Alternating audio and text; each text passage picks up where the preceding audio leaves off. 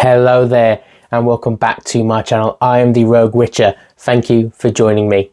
In today's video, we will be reviewing and giving the breakdown on It Welcome to Derry Season 1 Episode 3. We'll be going over what happened, my thoughts, and just reviewing where we are so far in the series. And are we going to see Pennywise anytime soon? Hopefully we will. Before I get into the video, please do smash a like on the video if you can. Helps us beat the algorithm and get seen by more people. Comment down below your thoughts so far on the series. I'd love to hear from you, and subscribe. I'd love to have you along for the ride. Right then guys, let's get into the review and breakdown for It Welcome to Derry Episode 3. We start off the episode by going back in time to 1908. Lovely little flashback to get the episode going, where we see this small little kid at a circus. He seems a little lost and a little afraid, but is very adventurous and wants to explore. He ends up going into some sort of like haunted house sort of thing, haunted, you know, with all the different like, you know, attractions you can have at the circus that are pretty freaky. He goes in there on his own. A little tidbit, I don't know if anyone noticed, it was the director of the show that was playing the piano. And he's going in there and he's sort of getting, you know, a little scared. And then he ends up going out on his own and into a dark room, and he comes across a man who tells him to come closer, come closer. And just as he gets close, the man burns a light right in front of him, and you can see that he only has one eye. It's just to scare him and freak him out. He runs off, finds his dad, and they end up leaving.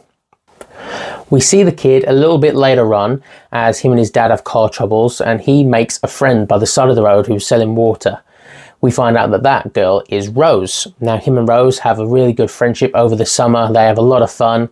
They start playing with the slingshot that his dad won him at the fair that he gives to Rose. And all of a sudden he runs into a forest when they were sort of running around being chased. And she starts freaking out because he's gone into this forest you're not supposed to go into for some reason. And all of a sudden we start seeing spooky stuff. And it's the man that he saw at the circus with just the one eye. But all of a sudden there's multiple of them. It's Pennywise. He's taking this form to freak the kid out and scare him, and begins to chase him and attack him. It was pretty creepy and a pretty cool shot, to be fair. The kid was a good actor. He's in Ginny in Georgia. But I think it really set the tone for the episode. We are back in present day, and Lily is leaving the psychiatric ward. She feels that she needs to make things right with Ronnie. She gets some advice from someone who works there that she befriended. And so when she gets back to school, she teams up with Ronnie to try and come up with a plan to catch Pennywise and to prove to people the crazy things that they saw were true, to try and, one, clear her name of being crazy, and to clear her dad's name and get him out of prison, because it's not looking very good for him as it stands. We then jump to the army base, where we get some really crucial information. We find out that they're digging up these things because they're looking for something that they believe to have been buried there 300 years ago. How do they know what they're looking for was buried around 300 years ago? We don't find that out, but it's very interesting that they seem to know about this, and we find out that they know about the entity, aka Pennywise, and that he can take different forms, as they link the car that they found to a 1935 massacre that was quote unquote because a few people went crazy. So they seem to know that he is an entity, and they seem to know that he can change forms, and at this point we're not sure how they know that, and it really sets up the episode in a very interesting way. The general, eager for results, decides to send Halloran up into the air, being flown by, of course, Pilot Hamlin, and they decide to fly around and see if Halloran gets any sort of vibe of where to go. It's pretty weird. He clearly has some sort of ability where he can sense things. He then opens a box that was given to him by the general, and it's the slingshot from all those years ago. How has he got that? Interesting. Halloran puts his hand over it and seems to channel it somehow into searching for Pennywise. He then gets a very incredible vision of himself in Pennywise's lair in the sewer. He sees all the kids floating, and it also appears as if Pennywise somehow senses that he is there, and he asks him, "Who are you?" And it's almost as if Pennywise looks into his mind, because we see a few flashbacks of war, perhaps Halloran's time in the army and the service. So it's very interesting how he was trying to spy on Pennywise, but Pennywise ended up spying on him. One of the people floating then appeared to be his grandmother, who gave him a warning that he needs to get out of there because Pennywise is coming. We get another flashback as we go back to 1908, and just as the little boy looks like he's going to be killed by Pennywise, the girl enters the forest, uses the slingshot to wound Pennywise, and that's why they're using it to sort of channel looking for Pennywise, because this thing did him harm. Somehow that links it to Pennywise, which is very interesting. I kind of like it. How we still don't know, but I'm still pretty digging on how they've gone about that. It is pretty cool. I'm just sort of wondering at this point, how has Halloran discovered his ability to do this? And how did the army find out to use him? It's interesting. We then find out that the young Native American girl who's friends with the little boy is indeed Rose, the shop owner in town. She's at a meeting where they are very unhappy that a lot of their burial sites are being digged up by, of course, the Air Force as they're searching for Pennywise, and they are trying to take some action.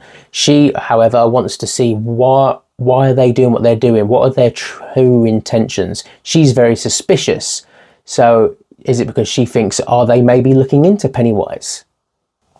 We then get the real crucial piece of information, that the general is in fact the little boy, as he enters Rose's shop and begins to talk with her and confesses that he had no recollection of her and his shared memories with her until he got a letter from her as she was complaining on behalf of the council as to why they're digging up the burial grounds, and then all those memories came flooding back to him and he remembered her. So it's interesting. So he obviously knows about Pennywise because of what happened in 1908 with his experience with him. He has the slingshot because she gave it back to him to remember her by. He knows that it's hurt him. So how is he remembering Pennywise but not remembering her? It's very interesting how that's happened, but we know his motivation of why he knows Pennywise, but why is he trying to capture Pennywise? He knows how dangerous he can be. He knows it's some sort of entity. He's not exactly sure what makes him think that he could possibly control Pennywise. It's very interesting, and we still, again, how does he know that what they're looking for was buried 300 years ago? We still, of course, need this information to play out throughout the series, but our story is beginning to take shape, and we're starting to understand the motives of each group, and it is getting very interesting. Ronnie and Lily decide to recruit 2 more kids, air pilot Hanlon's son and his friend that he made from school. They decide to confess to them about what their plan is, and they're trying to capture photographic proof of these events to, as I said earlier, to free and clear her dad's name. So they recruit these 2 kids to help because they believe that Hanlon's son can indeed produce film on the camera, as they believe that if they send in the camera, it's going to be confiscated. No one's going to believe them. So they confide in this kid, hoping that he will help. And he says, why not? His friend then begins to tell them about a story he heard from his uncle back in Cuba about how certain people could conjure up spirits. And of course, to a kid, they're sort of putting 2 and 2 together and thinking maybe that's what this is. They don't know what Pennywise is. They don't know his capabilities. And maybe they just think, oh, this kid must be onto something. It's some sort of evil, spirit. He then mentions that his uncle tells them how to conjure it. And so their plan is to try and conjure it and get photographic proof to then go, as I said, clear the name. So then they go and do a seance in the cemetery. Turns out the kid didn't really know much and was sort of just leading it on, as he liked having new friends, as he's a bit lonely. But what do you know? Lo and behold, it works. They are then attacked by spirits of dead children, which look like the kids from the very first episode. There's a cool little chase scene where each of them, are taking pictures, and then they lose the camera. The other one picks up the camera, and it's this constant, chase of just the camera always going out of grasp. They're getting a great picture and then losing it. And then finally, Mr. Hanlon gets the camera and he takes the picture, and it then jumps back to the other kids who have made it out safely of the cemetery. And then there's a bit of a pause and we're not sure what happened. Who did he see? you know, what was the photograph taken of? But then he then comes forward and he is okay, and they all sort of hug and embrace, and we get this core group that is now forming with what is the show going forward. These group of kids going up against Pennywise. They then head over into the high school to develop the film, and they are buzzing because they've got some pictures. It's worked. They've got some pictures of the spirits, and they think they've got the evidence. And then the very last picture that he took when he was on his own shows an image of a being, a person, and they go, "What is that?"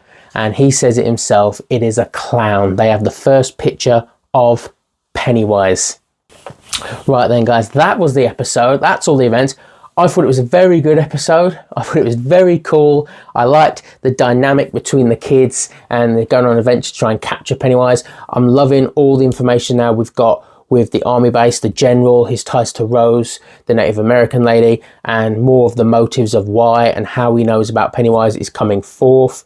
I'd still like to learn some more about Halloran and how he got his ability and why is he using it. Well, how did they learn about his ability and convince him to do this? It's all very, very interesting. I like how the flashback showed us a more primitive state of Pennywise. Why couldn't he leave the forest though? Why was he trapped there? There's more to that, and I'm excited to explore that. I feel like Rose knows, and hopefully we're going to find out in future episodes. All right then, guys, that was my review and breakdown of It Welcome to Derry Season 1, Episode 3. I thought it was a good one. I enjoyed it. We've got a lot of crucial information, and it sets us up for the season. Let me know what you guys think down in the comment section below. As always, smash a like on the video. It really helps us beat that algorithm. Subscribe. I'd love to keep you. We've had some really good momentum lately with more subscribers, more views, more comments. Everything's going in the right direction. It's all because of you guys. Thank you very much. I'm aiming for, my target was 250 subscribers by the end of the year, and I'm on 222 as it stands, so we're doing very well. We're getting close, so thank you for the support. I'm not going to waste any more of your time, guys. I've been the Rogue Witcher. Thank you very much for watching. I'll catch you in the next video as always, guys. I'll see you then. Adios.